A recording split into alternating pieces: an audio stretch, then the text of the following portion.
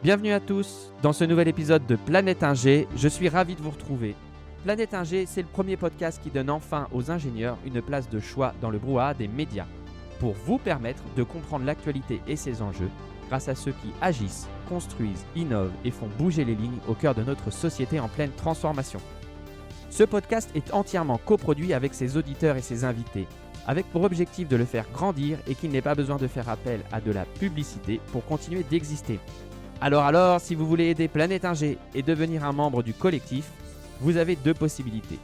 Soit vous achetez l'épisode pour 30 € et vous devenez le gardien intemporel du fichier audio et vidéo.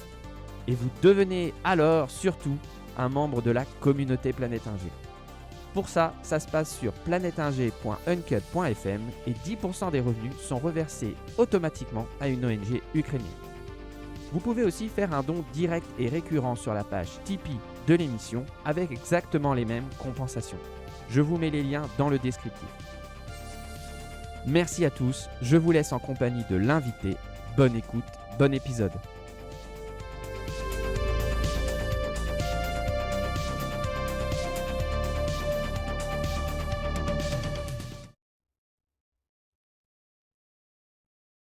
Bonjour à tous, bienvenue dans cet épisode de Planète Ingé. Je reçois aujourd'hui David Martinon.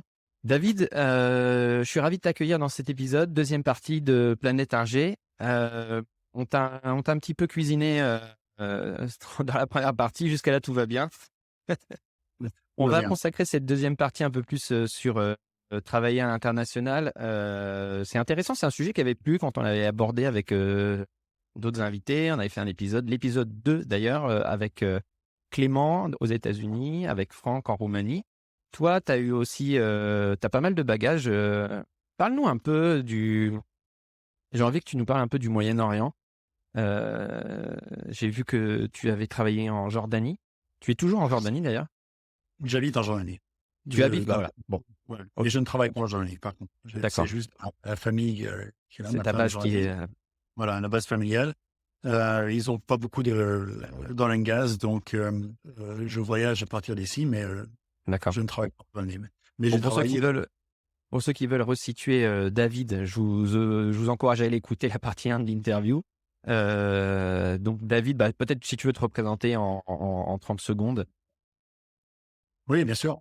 Donc, David Martinon, je suis un ingénieur INSA en mathématiques appliquées. Je travaille dans l'industrie pétrolière donc depuis bientôt 30 ans maintenant.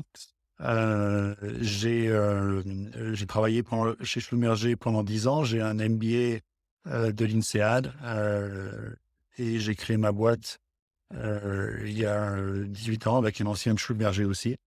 Et on opère donc des vieux champs en Roumanie, en Ukraine, pour l'instant, des vieux champs pétroliers et gaziers, qu'on essaie de rendre plus efficaces, plus productifs et surtout beaucoup plus propres. Et c'est un service donc maintenant de comment rendre des champs pétroliers et gaziers plus propres qu'on a énormément développé ces dernières années. D'accord. Comment on vit ces problématiques de transition écologique au Moyen-Orient, justement? C'est quoi Alors, c'est tu nous disais, oui, intéressant. Ouais.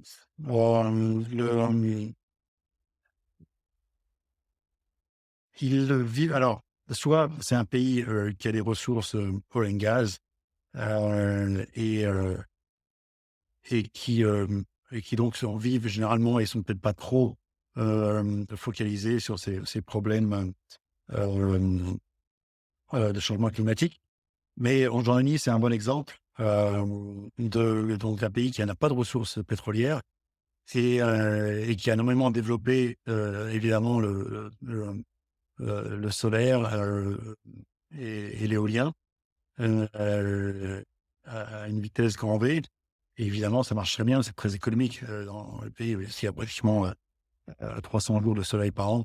Donc, ça génère beaucoup. Enfin, par exemple, moi, j'ai une voiture électrique et elle est 100% chargée par nos panneaux solaires sur la maison. Comment ils gèrent l'intermittence par rapport au... Alors, il y a du gaz qui vient d'Égypte et d'Israël. Donc, des centres, voilà, ils font à partir du gaz, ils font l'électricité. Donc c'est le gaz qui gère l'intermittence. J'ai essayé de faire un fast checking sur Electricity Map, mais on n'a pas la Jordanie sur Electricity Map, justement, Ouais. pour vérifier les émissions de CO2 par production. Mais bon, c'est pas grave, je faisais un fast checking. Non, parce qu'on voit que des pays qui sont en ENR, comme l'intermittence est gérée par du fossile, c'est pas toujours. Non, c'est clair, top. mais il y a quand même une grosse partie. Bah, quelles sont les autres options? C'est vrai qu'il n'y a pas beaucoup non plus d'intermittence pour la gérer. Enfin, on voit en Allemagne, c'est un peu le désastre avec le charbon. Mais donc, l'hydraulique, non, ici, il n'y en a pas, évidemment, pas beaucoup. Ouais. Donc, le nucléaire n'est pas non plus développé. C'est toujours un sujet assez compliqué dans la région. Donc, ça peut être que le gaz ou le pétrole qui gère. Pourquoi c'est un sujet compliqué dans la région, nucléaire? Parce que les Iraniens veulent faire, tout le monde va avoir son, soi-disant, ses ressources nucléaires, mais Israël en a, soi-disant, l'Iran, enfin bon, c'est toujours très contrôlé ici, on va dire. D'accord, ok, je comprends. Mais Et c'est quoi ton point de vue sur les atermoiements de la France et des Français autour du renouvelable, justement, et de la lenteur du déploiement du renouvelable en France? En tant qu'expatrié, tu le vois ça comment? C'est vrai que c'est compliqué parce que l'industrie, parce que moi, quand je vois l'industrie pétrolière, ça a mis quand même 150 ans à se développer, cette industrie. 150 ans à mettre des pipes dans tous les sens, à faire des puits dans tous les sens, à faire des...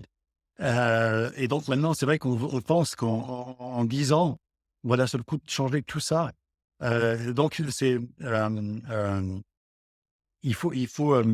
compliqué.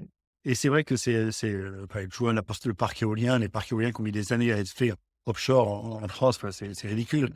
Mais d'un autre côté, c'est vrai que c'est ridicule, mais ça peut se comprendre aussi d'un point de vue, quand on regarde le temps que ça a mis à créer l'industrie pétrolière, c'est pas si long que ça. Mettre 8 ans pour faire un parc éolien offshore.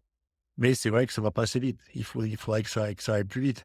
Et c'est aussi un peu, je pense qu'il y a des très bons bouquins là-dessus. D'ailleurs, il y a un gars qui s'appelle Václav Smil, sur tout ce qui est la partie énergétique, et qui disait que c'est vrai qu'aussi, c'est une des limitations surtout en Europe, du solaire et de l'éolien, c'est que ça prend beaucoup de place quand même. C'est que la densité d'énergie qu'on peut créer au kilomètre carré par l'éolien et le solaire est pas énorme par rapport à une centrale nucléaire ou par rapport même à une centrale à gaz.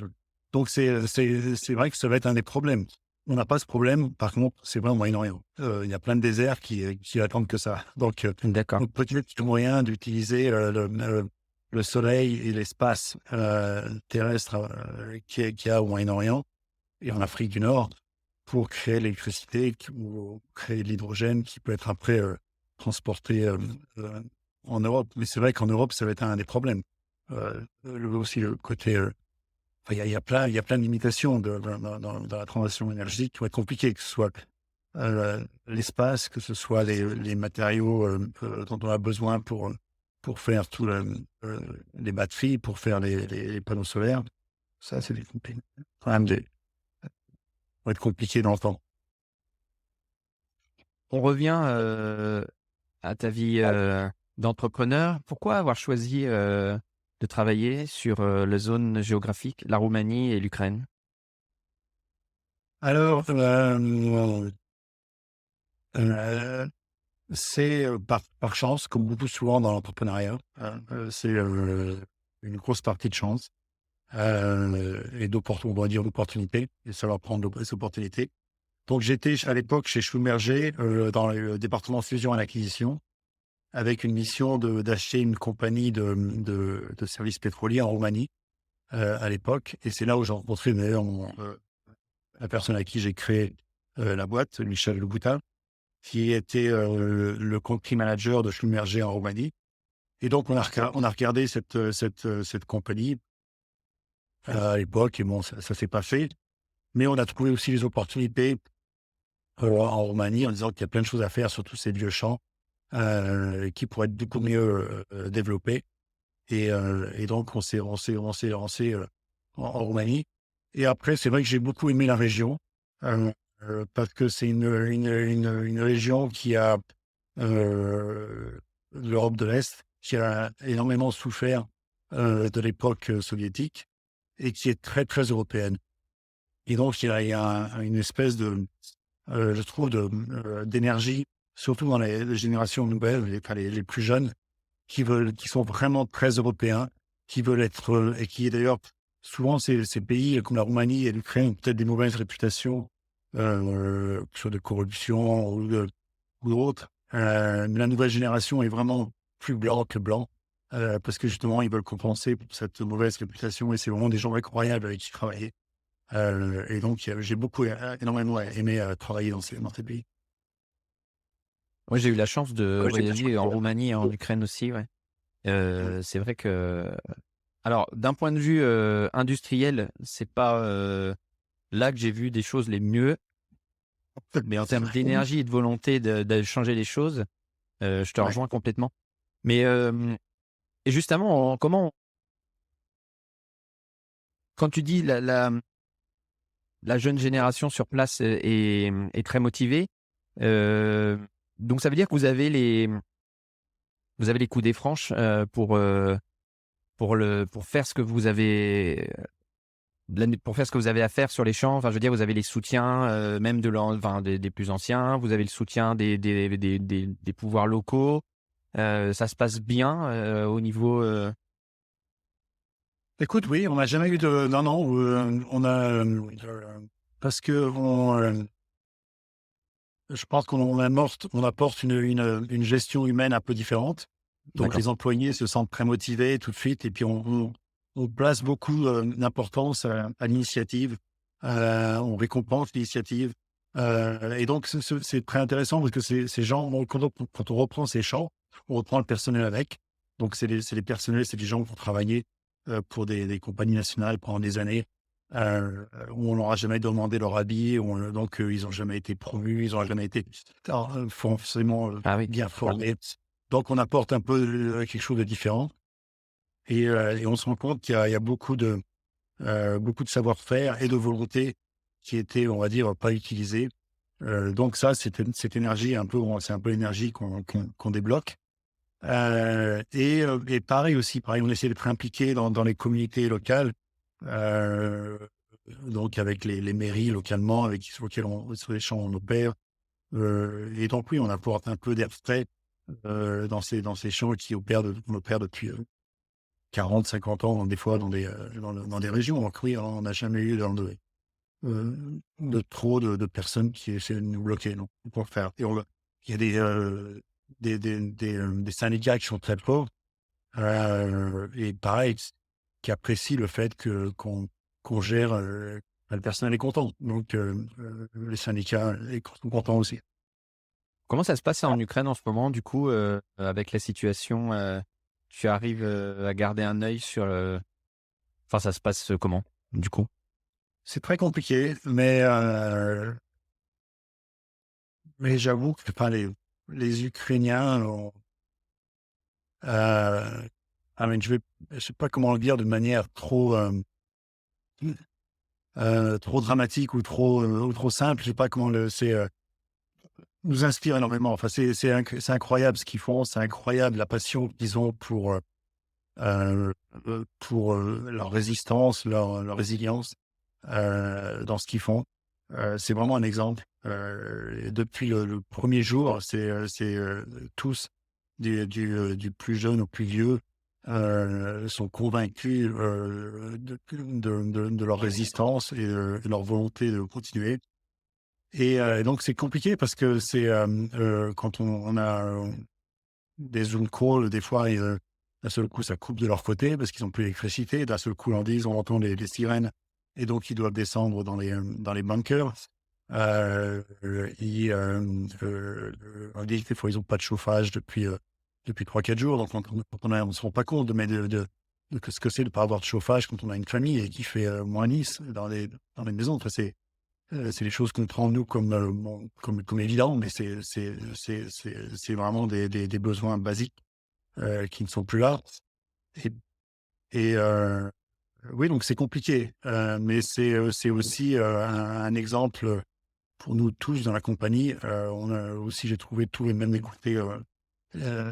côté roumain, le support qu'ils ont donné aux Ukrainiens était énorme. Donc, c'est un exemple, c'est vraiment un exemple et une inspiration de les voir. Oui, il y a beaucoup d'entraide parce qu'ils sont frontaliers, hein, ils sont voisins frontaliers. Hein. Oui, oui, il y a beaucoup d'entraide. Et donc maintenant, on peut plus, il n'y a plus bien sûr d'aéroport comme ça, mais on a nos équipes qui vont très souvent en Ukraine par voiture. Donc ça prend 2 jours, mais qui vont sur nos bureaux en voiture. Donc il y a énormément d'entraide parce qu'il y a la Roumanie et l'Ukraine, pareil, c'est des populations qui ont été sous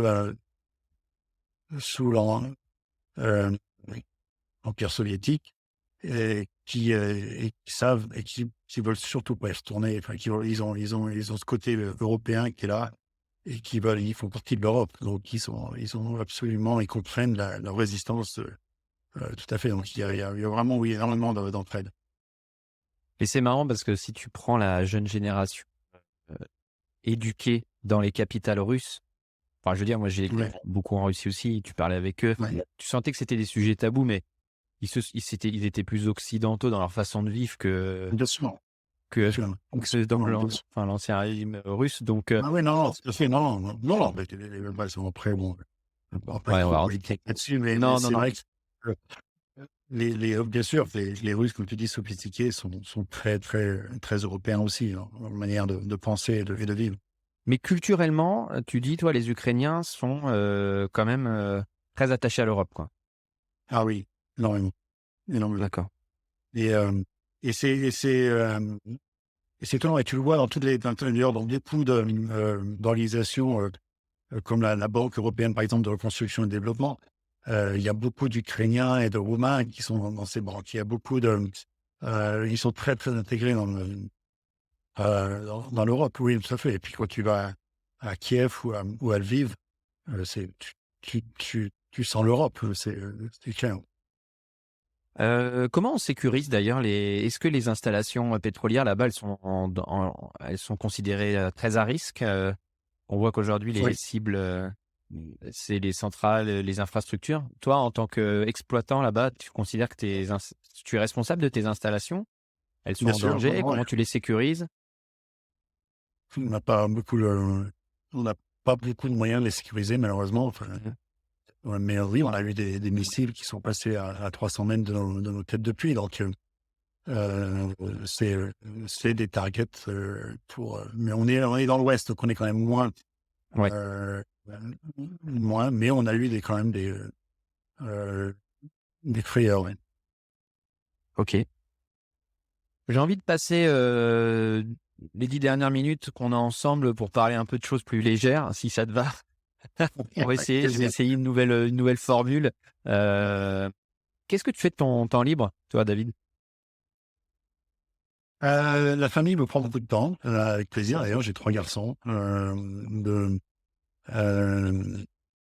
de 16, 14 et 12, donc des ados. Donc ça prend pas mal de temps, mais je le fais avec beaucoup de plaisir, donc quand je peux. Je suis aussi impliqué pas mal, et c'est quelque chose aussi que je recommande d'ailleurs à tout le monde de faire, de s'appliquer dans des associations, parce qu'on apprend énormément, beaucoup plus que ce qu'on pourrait s'imaginer. Donc j'ai été pendant des années vice-président de la fédération jordanienne de rugby.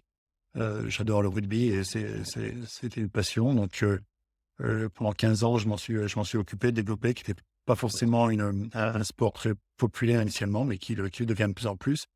En particulier à développer les équipes féminines.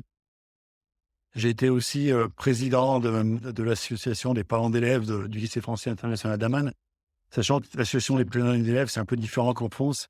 Tous les lycées à l'étranger sont gérés par les, euh, les associations de parents d'élèves d'un point de vue financier et administratif. Donc c'était un D'accord. rôle financier et administratif que juste me râler parce que le poisson dans la cantine n'était pas bon. Donc c'était un rôle un peu de gestionnaire. Et là, pareil, j'ai beaucoup appris au contact des enseignants, du monde éducatif, et puis même de l'ambassade. L'ambassade était très impliquée là-dedans. Donc tout ça, c'est des choses qui me prennent du temps. Et après, j'adore faire des balades et faire courir et voilà, d'autres choses comme ça. Donc Et comment c'était tes enfants, ils t'interrogent un peu sur ton métier, justement? Ils te ouais, challengent un petit peu? Ils te disent, oui, tout à «Ouais, fait. moi j'en ai Mais marre, je veux pas de ton argent, il vient du pétrole». Mais tu sais, ça revient un peu sur et c'est l'avantage peut-être de l'entrepreneuriat aussi, et de pouvoir un peu faire ce qu'on veut entre guillemets. Mais quand je disais que c'est un peu les employés qui ont décidé un peu la vision, qui a changé la vision, en disant qu'il faudrait qu'on s'occupe de l'environnement aussi. Euh, et pareil, donc c'est aussi, oui, bien sûr, que les enfants se disent et le fait qu'on réduise les émissions, les gens, tu leur expliques ça, ça les rassure un peu, on va dire. Et oui, bien sûr, c'est des questions qui viennent aussi des enfants. Et, mais qui sont venus voir un peu après notre activité en Roumanie et qui ont compris un peu que ça les a intéressés de voir ce que je faisais en Roumanie. Ouais, parce qu'en fait, finalement, quand tu commences à expliquer pourquoi et comment, ça reste assez passionnant, en fait, finalement. Oui, parce que une fois de plus, on peut pas, la, surtout dans les pays comme ça, comme la Roumanie ou l'Ukraine, on voit l'implication de ce que le pétrole et le gaz fait de manière très concrète. C'est là, c'est de suite, ça chauffe des appartements. Le pétrole va dans une raffinerie qui va faire soit dans les voitures après. Enfin, c'est très concret. On voit très clairement ce qu'apporte déjà le produit qu'on fait. Et deux, comment les installations avant et après, avant quand on les a prises et 2, 5, 10 ans après, la modernisation qu'on a fait est aussi quelque chose de très flagrant, et de montrer que maintenant on peut avoir des productions qui sont propres, des productions qui sont modernes, qui sont automatisées, qui sont avec real-time monitoring de partout, avec des écrans de contrôle de partout, ouais, qui sont modernes. Donc c'est la technologie est là. Donc oui, ça parle. Oui, ça fait un peu le lien avec ma deuxième question. Qu'est-ce qui te rend le plus fier aujourd'hui, justement? Ce qui me rend le plus fier, mmh, oui, c'est ça, de montrer avant-après, ce qu'on a fait ce qu'on a fait sur ces champs, quand on les a pris et maintenant où on en est. La réduction des émissions, rendre ces champs plus modernes, plus sûrs, avec un niveau de technologie beaucoup plus avancé. Ce qui me rend le plus fier, c'est d'avoir, en 18 ans, créé une boîte qui emploie 1000 personnes, et que ces 1000 personnes, je pense, et j'espère, et c'est un souci de tous les jours, sont heureux de travailler dans cette boîte, sont fiers de travailler dans cette boîte. Et ça, c'est ce qui vraiment me fait, quand je me lève le matin, je suis content de travailler avec le PDG de cette compagnie. Heu et ce qui me rend, fier aussi, c'est de voir le futur, ce qu'on pourra continuer à apporter, et de voir qu'il y a de la croissance encore, qu'il y a encore plein de choses à faire. Heu et ça me motive aussi. Vous êtes en bourse, non? Surtout pas. D'accord. C'est Et donc, écoutez, non, c'était pourquoi surtout pas? familial, et on est tellement heureux d'être une compagnie familiale. D'accord. C'est Si demain tu ça, fais je peux en faillite. parler pendant des heures aussi, si tu Ah veux. bon? Bah, Ouais, vas-y, on a du temps, on peut prendre 5 minutes. C'est quoi la différence alors pour toi, et le problème d'une introduction en bourse, ce serait quoi? Parce que tout à l'heure, tu disais en c'est off le conseil, que, c'est le ouais, tout à l'heure, tu me disais en off que parfois, bah, d'avoir des investisseurs, c'est intéressant aussi, enfin, tu peux avoir oui, des oui. investisseurs sans être en bourse, mais voilà, c'est si tu as une entreprise qui est rentable, bon, enfin, voilà, je sais pas comment tourner la question, mais Oui, donne-moi ton oui. point de vue, justement, ouais. Alors, on a connu un peu, un moment, on a eu un fonds d'investissement il y a environ 10 ans, au début de la compagnie, quand ça devenait un peu ont commencé à prendre, on avait besoin de fonds, on avait besoin de fonds aussi à risque, on va dire, c'était de l'argent oui, il y avait des risques dans les projets qu'on faisait, d'un point de vue est-ce que les résultats allaient être là ou pas. On était encore jeunes. Donc on a eu un fonds d'investissement et un américain qui a pris une majorité, dans la boîte et qui s'est focalisé vraiment, qu'ils avaient un certain montant qu'ils mettaient dans la boîte. Ils voulaient s'assurer que ce montant a été multiplié par 3 ou 4 en 5 ans. C'était donc ils étaient prêts à prendre le plus grand risque possible. Parce qu'ils étaient prêts à les perdre, ces 25, 30 millions qu'ils ont mis dans la boîte. Et donc ils ont choisi, dans les opportunités qu'on avait de stratégie, qui allaient potentiellement rapporter le plus, mais qui étaient le plus à risque. Ça n'a pas marché. Et donc on les a rachetés après avec la famille de ma femme en particulier, qui est une grande famille jordanienne, qui a mis et maintenant on a une vision à beaucoup plus long terme. C'est pas 5 ans, c'est une D'accord. vision de créer une compagnie dont chacun est fier. Et le nom de la famille est attaché à cette compagnie. Et donc on est là pour des années et des années à venir, et ça change tout. Ça change vraiment tout. De se dire que c'est pas simplement le résultat financier sur l'année, mais c'est comment rendre. C'est vraiment là le mot sustainable prend toute sa valeur. C'est comment cette compagnie va vivre pendant 50, 100 ans. C'est un énorme plaisir en tant que PDG de pouvoir gérer une compagnie avec une vision à si long terme.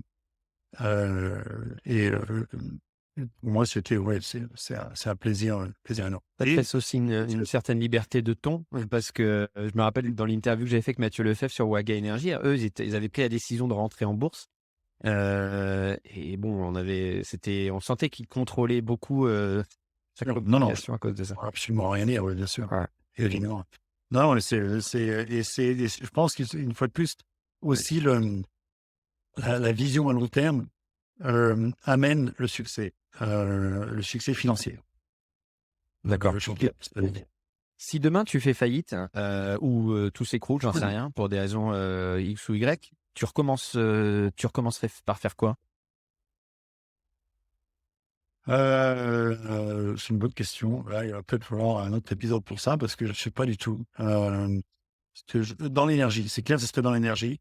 Je pense que l'énergie est un secteur fantastique et qui est en train de changer énormément. Moi, je connais. Quand tu fais l'entrepreneuriat, ce qui est important aussi, ça a été pour moi un choc quand j'ai commencé, c'est de plus avoir un grand nom derrière toi. Alors, quand j'étais chez Schlumberger, c'était un grand nom. J'avais sur la carte, le business card, le nom Schlumberger, et donc on voyait plus ce nom que mon nom. Quand tu commences, après c'est ton nom, et donc c'est ton CV, c'est qu'est-ce que tu as fait avant, quelle est ton expertise, qu'est-ce que tu vas apporter.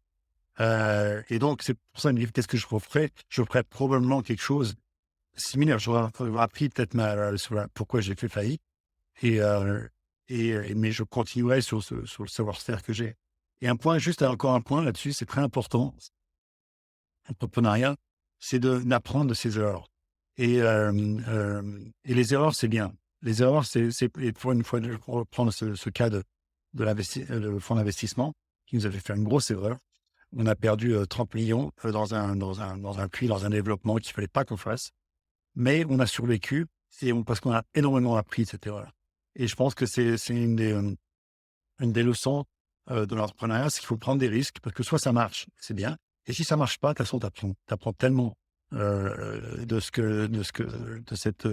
erreur, que c'est pas grave, qu'il faut que tu relèves et puis Mais quand tu l'as pris la décision, est-ce que avec du recul, tu sentais que tu devais pas le faire, mais tu l'as fait quand même? Souvent, on sent les choses comme ça, non? On les sent, on sait: «Ah non, il faut pas que je fasse». Putain, Oui, non, tout à fait. Non, c'est clair qu'on ne se sentait pas à l'aise avec. On sentait que c'était un risque. Mais d'un autre côté, tu as tellement de ces gens, j'ai dit, qui ont été beaucoup de succès aux États-Unis ou d'autres trucs. Ils se diront peut-être qu'ils voient quelque chose que je ne connais pas. Moi, je suis jeune, je commençais cette boîte. Peut-être qu'ils ont vu quelque chose, mais c'est vrai qu'on ne sentait pas. Mais ils avaient la majorité, ils apportaient l'argent, donc on l'a fait. Mais une fois de plus, on a énormément appris ça. Et je pense qu'on ne serait pas là aujourd'hui si on n'avait pas fait cette erreur. Ok. Sans cette erreur, on n'aurait pas créé cette boîte qui est maintenant une boîte très successful, on va dire. Ok. Dernière question. Est-ce qu'il y a une personnalité dans le monde qui t'inspire encore aujourd'hui? Oui, il y en a plein qui m'inspirent dans le monde. Je ne saurais pas par où commencer. Alors là, il faut tous les gens qui sont impliqués dans la transition énergétique m'inspirent en général. Je trouve qu'il y a beaucoup d'idées en ce moment, pour ce qui est l'innovation. Et je trouve que c'est un secteur qui est fascinant de ce côté-là. J'ai pas une personne en particulier qui me vient à l'esprit, mais le secteur, en tout cas, m'inspire. Bon, bah écoute, ce sera pas le mot de la fin parce que le mot de la fin, c'est encore toi qui vas l'avoir. C'est ta minute promo. Enfin, promo ou ce que tu veux d'ailleurs. Je dis promo, mais t'es pas obligé de faire de la promo. T'as une minute pour passer un message, faire une promotion, j'en sais rien, ce que tu veux. Moi, j'ai pas de promotion à faire, pas du tout. Je veux simplement peut-être un conseil une fois de plus à tous les ingénieurs qui écoutent de se lancer dans l'entrepreneuriat, de se lancer aussi dans le domaine de l'énergie et pourquoi pas dans l'industrie pétrolière. Il y a encore beaucoup de choses à faire. C'est une industrie fascinante et ne pas avoir peur de prendre des risques. Je pense que c'est en France l'erreur est toujours, l'échec est toujours considéré comme mal. Alors que c'est l'échec, on apprend énormément et c'est bien l'échec. Il faut pas avoir peur de faire les erreurs parce que c'est là qu'on rebondit et qu'on puisse faire des choses après extraordinaires. Donc, ne pas avoir peur d'échec. C'est vraiment moi qui j'ai vu toutes ces années qui m'a énormément apporté. C'est le parfait. Exactement. Merci beaucoup, David. Ça a été un échange hyper riche, hyper intéressant. J'espère que ça n'a pas été trop fouillis, que tu as passé un bon moment. Très bien. Avec grand plaisir. Bon, bah merci beaucoup. Je te souhaite plein de réussite et à bientôt. Merci, toi aussi. Salut. Et voilà, c'est la fin de cette interview passionnante. J'espère que comme moi, vous avez appris plein de choses et que vous vous êtes régalés. Si vous avez aimé, surtout partagez l'émission autour de vous. Et n'oubliez pas qu'elle est coproduite par les auditeurs et les invités. Donc je compte sur vous pour la soutenir. Vous pouvez le faire de deux manières, soit en achetant les NFT sur planetag.uncut.fm ou tout simplement en faisant un don sur la page Tipeee. Je vous mets le lien dans le descriptif de l'épisode. En attendant une nouvelle aventure lundi prochain, abonnez-vous à la newsletter.planetag.fr pour ne rien rater du podcast. Merci les amis, à la semaine prochaine.